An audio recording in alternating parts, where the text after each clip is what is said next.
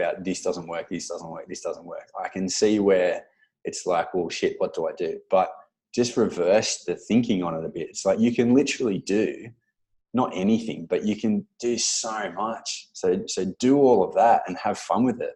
It doesn't have to be, I think the things that get torn down are the very specific skill-based modalities. I think like all that institutionalized guruism that's in health, that's the stuff that's getting torn down. And I like that. I'm a fan of that.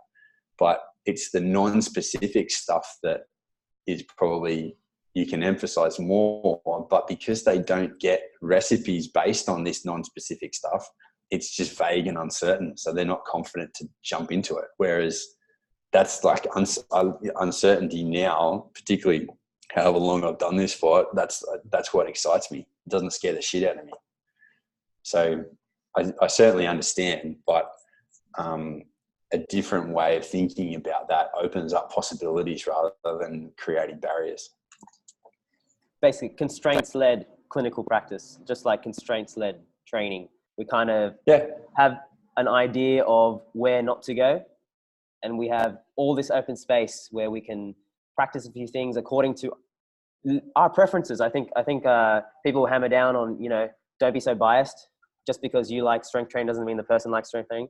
But working with that middle space in between your preferences and what you're comfortable with and you're good at, and then what they want, what they prefer.